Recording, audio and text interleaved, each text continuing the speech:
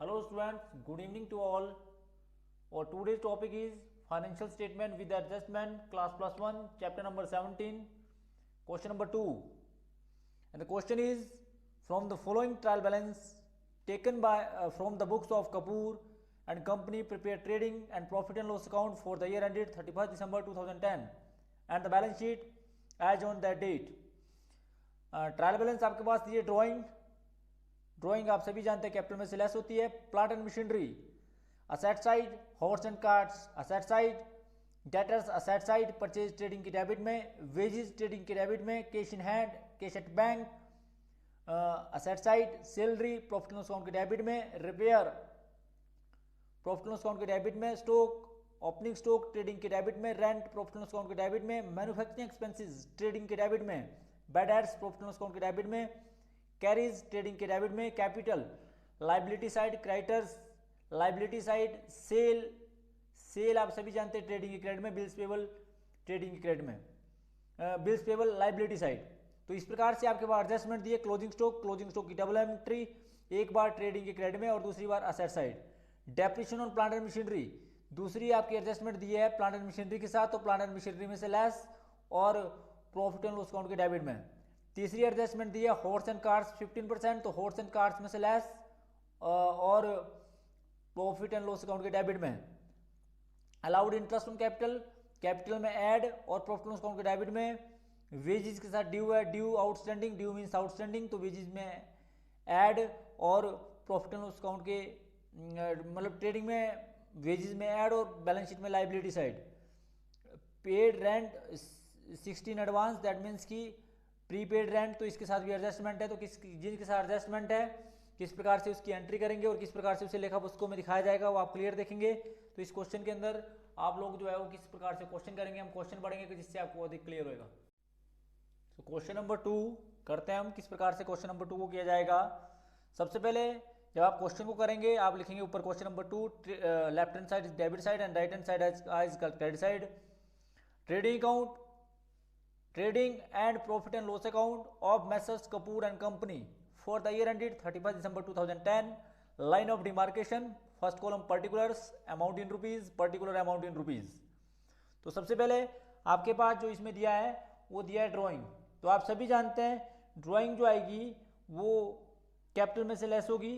तो आप ड्राइंग को किस प्रकार से दिखाएंगे, तो आप सभी जानते हैं कि आपके पास पहले कैपिटल होगी, आप कैपिटल दिखाएंगे लाइबिलिटी साइड, जो कैपिटल होगी आपके पास उसको आप लाइबिलिटी साइड दिखाएंगे और कैपिटल में से आप लेस करेंगे ड्राइंग, तो कैपिटल में से आप लेस करेंगे ड्राइंग.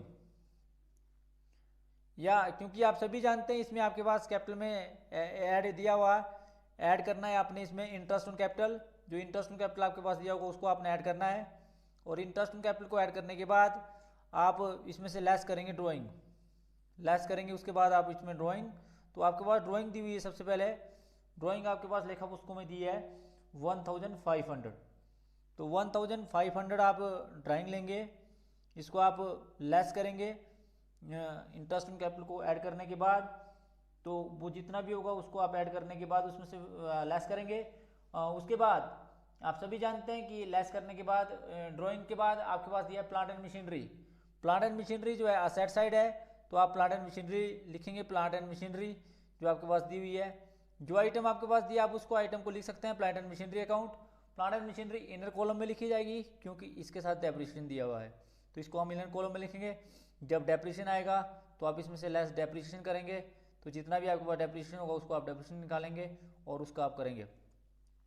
उसके बाद प्लांट एंड मशीनरी के बाद आपके पास दिया हॉर्स एंड कार्ट्स. तो हॉर्स एंड कार्ट्स जो है वो असेट है, तो हॉर्स एंड कार्ट्स जो आप लिखेंगे असेट साइड.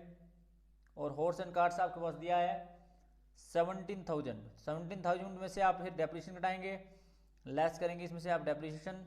तो आपके पास जो भी डेप्रिसिएशन आएगा इसमें कैलकुलेट करने के बाद वो लेस कर दिया जाएगा और जितना अमाउंट होगा उसको लिख दिया जाएगा.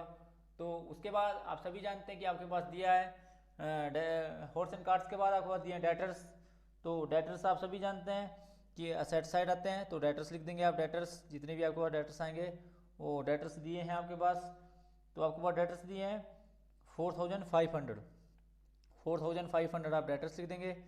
उसके बाद आप सभी जानते हैं आपके पास परचेज दी है, तो परचेज जो है वो ट्रेडिंग के डेबिट में आएगी। परचेज में इससे पहले जो है ओपनिंग स्टॉक आएगा, क्योंकि आपके पास ओपनिंग स्टॉक भी दिया है, तो जितना अमाउंट वो ओपनिंग स्टॉक का हुआ वो हम ओपनिंग स्टॉक लिखेंगे। ओपनिंग स्टॉक के बाद आती है परचेज, तो टू परचेज आप लिख देंगे। अगर परचेज के साथ परचेज रिटर्न दिया होता तो हम इसे इनर कॉलम में लिखते हैं, अदरवाइज क्योंकि क्वेश्चन को पढ़ने के बाद हमने देखा कि हमारे पास परचेज रिटर्न नहीं है, इसलिए हम इसको सीधा ही आउटर कॉलम में लिख देंगे। परचेज के बाद हमारे पास दिए वेजेस, टू वेजेस का एडजस्टमेंट है, इसलिए इनर कॉलम में लिखेंगे टू वेजेस, और जितना वेजेस दिया है वो आपके पास दिया है 500। ऐड आप करेंगे इसमें आउटस्टैंडिंग, जितनी भी आपके पास आउटस्टैंडिंग दी है ऐड करेंगे आउटस्टैंडिंग वेजेस, तो आपके पास दिए वेजेस आउटस्टैंडिंग वेजेस, जितनी आपके पास दिए आउटस्टैंडिंग वेजेस लिखेंगे। तो आउटस्टैंडिंग वेजेस जो आपके पास दिया है, जितना अमाउंट दिया है वो आप लिखेंगे जब हम इसी क्वेश्चन करेंगे। उसके बाद कैश एट बैंक दिया है, तो आप सभी जानते हैं कैश एट बैंक जो है वो असेट साइड आता है, तो आप कैश एट बैंक लिख देंगे, asset side cash at bank. और कैश एट बैंक आपके पास दिया है 1800, तो 1800 आपके पास कैश एट बैंक है। और कैश एट बैंक के बाद आपके पास कैश एट बैंक के बाद जो है अगली आइटम्स दी है आपके पास सैलरी आप सभी जानते हैं प्रॉफिट एंड लॉस अकाउंट के डेबिट में, तो सैलरी लिख देंगे to salary, profit and loss account के डेबिट में टू सैलरीज अकाउंट। और सैलरी का आपके पास बैलेंस दिया है 600, तो 600 आप सैलरी लिख देंगे। सैलरी के बाद आप सभी जानते हैं आपके पास रिपेयर दिया है, तो टू रिपेयर्स, ये भी आपका प्रॉफिट एंड लॉस अकाउंट के डेबिट में आएगा, टू रिपेयर्स। और ये रिपेयर आपके पास दिया है 375। और रिपेयर के बाद आपके पास दिया है स्टॉक, ओपनिंग स्टॉक की आइटम आपके पास दी है, ओपनिंग स्टॉक आपके पास दिया है 1200, तो 1200 आप ओपनिंग स्टॉक लिख देंगे। ओपनिंग स्टॉक के बाद आपके पास अगली आइटम दी है रेंट, तो रेंट आप सभी जानते हैं प्रॉफिट एंड लॉस अकाउंट के डेबिट में, टू रेंट, इसको इनर कॉलम में लिखेंगे क्योंकि इसके साथ एडजस्टमेंट दिया है।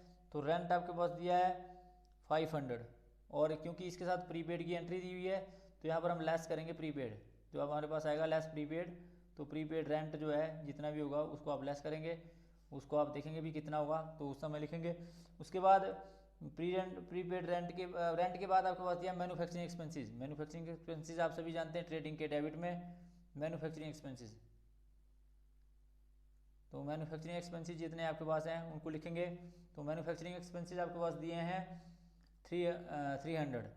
और उसके बाद आपके पास दिए हैं बैड डेट्स, तो to bad debts profit and loss account के डेबिट में to bad dates.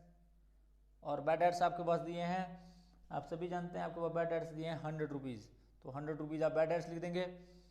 Bad debts के बाद आपके पास दिया है कैरीज आप सभी जानते हैं ट्रेडिंग के डेबिट में टू कैरीज, तो कैरीज जो है वो ट्रेडिंग के डेबिट में आता है, तो कैरीज के ट्रेडिंग के डेबिट में आएगा 250।